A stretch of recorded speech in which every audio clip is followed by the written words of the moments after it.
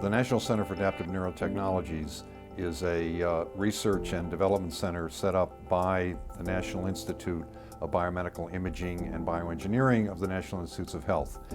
And the goal of the center is to develop new basic science advances in neuroscience and neurotechnology and then translate them into practical applications, clinical applications, research applications, and then to disseminate this expertise, these methods to other scientists, to other engineers and clinicians throughout the world. The center is the product really of a unique set of circumstances that are really probably only possible at the Wadsworth Center, which is part of the New York State Department of Health. We've been able to assemble and keep a group of very talented investigators. The purpose of Adaptive Neurotechnologies is to develop new avenues for interacting with the nervous system to cure diseases or to diagnose diseases. Through interactions with the world, the nervous system can change in many different ways throughout life. This is something that was really not understood till very recent decades. So this introduces all sorts of possibilities for restoring function, for improving function for people with spinal cord injuries, for strokes, with other disorders. And at the same time, we now have technology which allows us to interact, to set up these interactions in real time, in very complex ways, to induce and guide central nervous system plasticity to improve function. About 10 years ago, it would have been really difficult and expensive to develop the technologies that are necessary to interact with the nervous system. These technologies have become pervasive, cheap, easy, which opens a huge opportunity for developing technologies that actually address important problems. So the core of the center are three technology research and development projects that start with basic science and develop that into technologies that serve useful purposes. The first area is looking at the ability to change very simple spinal cord reflexes. This is something that we first demonstrated, and we've now looked in considerable detail at the basic mechanisms of it. We're looking at the mechanisms of what happens when we change reflex pathways, both in normal rats and in rats with various kinds of disorders. We're looking at what happens anatomically and physiologically in the spinal cord, how this interacts with the brain, how the brain induces and guides change in the spinal cord.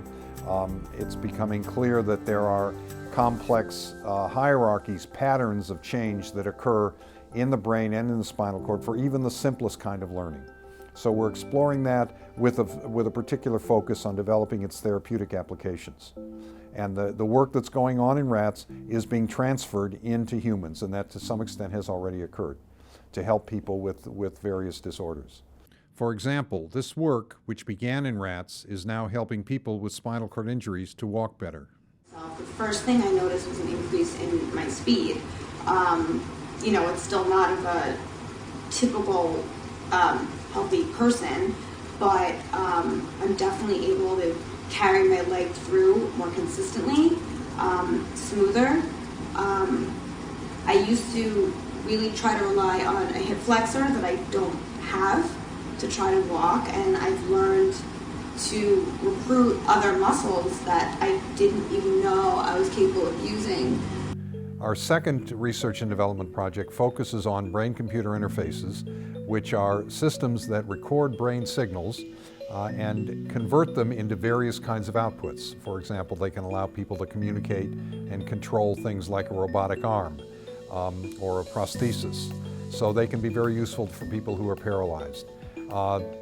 Also, we've been using them more recently to develop new means for rehabilitation, to improve function in people after strokes, for example. My role here in the Brain-Computer Interface Project is to translate the technology into a practical, usable format and to see how people can actually use it in their homes for practical value. In the third research project in the Center for Adaptive Neurotechnologies, we're developing new technologies that allow us to study the brain better then use those technologies to derive new understanding about the brain, and then use this new understanding to develop new diagnostic and treatment options. It's been increasingly recognized that brain processes are very complex. They don't occur at a single location at a single time. They actually occur at multiple locations at multiple times. And as of yet, there are really not very good ways to characterize in detail the spatial temporal progression of those processes. In preparing patients for surgery for epilepsy or a brain tumor, surgeons routinely place electrodes on the surface of the brain to localize important brain areas. While these electrodes are in place, they can be used to study brain function. The surgeon places electrode grids like this one. The electrodes sit directly on the surface of the brain and are recording activity from neurons immediately underneath them. So when we do our recordings, we tap into those signals, and we also add additional behavioral measures. So sometimes we're interested, for example, in what you say. So there were to be a microphone that picks up your voice. Or we are interested in how you control your fingers. So there's then a data graph that picks up the flexion of each of your fingers. In our translational research, we're then using this understanding to allow clinicians to identify those areas in the brain that are responsible for a particular function. There's lots of progress made in the sensors. There are better sensors, more tightly spaced, better implantation procedures. We have a better understanding of those signals that we record. We understand more the interactions between different frequencies, for example, in these signals. So compared to like 10 years ago, we are now in a much better situation to actually make use of electroencephalographic signals and to actually develop clinical applications that provide value to people and clinicians. So that's the core, that's the research and development core of the center.